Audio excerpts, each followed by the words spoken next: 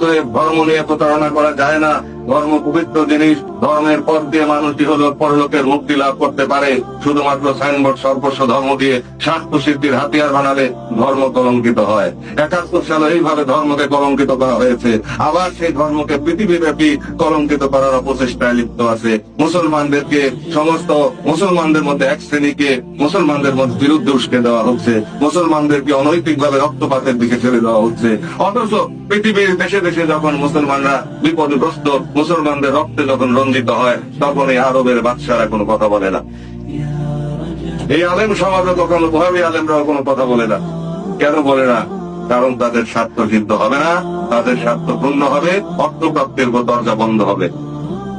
পরিষ্কার ভাষায় বলে দেই, ব্যাংক দিয়ে, বোঝায় বোঝায় টাকা দিয়ে, পাহাড় পাহাড় টাকা দিয়ে, বন্দুক AK-47 দিয়ে, ল্যাপটপ দিয়ে ইসলাম প্রচার হয় নাই। বোমা দিয়েও ইসলাম আসে নাই। ইসলাম এসেছে কিভাবে? ইসলাম এসেছে রসুলের ইসলামের শাহাদাত আঙ্গুলের দ্বারা চন্দ্র দ্বিখণ্ডিত করার মধ্যে দিয়ে।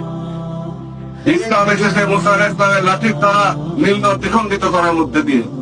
ইসলাম এসেছে ঈসা আলাইহিস সালামের বাগদবান দ্বারা মুর্দাকে জিন্দা করার মধ্যে দিয়ে। ইসলাম এসেছে ইব্রাহিম আলাইহিস সালামের দোয়া করে মশা দিয়ে নমরুদকে ধ্বংস করার মধ্যে দিয়ে। ইসলাম এসেছে ইব্রাহিম আলাইহিস সালামের ওসিলায় আগুনকে পানি করার মধ্যে দিয়ে। ঠিক তেমনি ভাবে বেলায়েতের যুগে ইসলাম এসেছে হযরত খাজা চিশতি রাহমাতুল্লাহর পবিত্র হাত দ্বারা আনা সাগরের পানি নিয়ে আসা এবং সমস্ত আজমিরকে পানি শূন্য করার মধ্য দিয়ে। কারামাতুন আউলিয়ায়ে হাক্কুন, ওলি আল্লাহদের কারামত সত্য। এটা রাসূলের হাদিস, হুব্বুল ফুকারা মিফতাহুল জান্নাহ, ফকির লোকের মহব্বত বেহেশতের চাবি। এই ফকিরের মহব্বতের উপরে কোরআনের সঙ্গে বহু আয়াত এসেছে।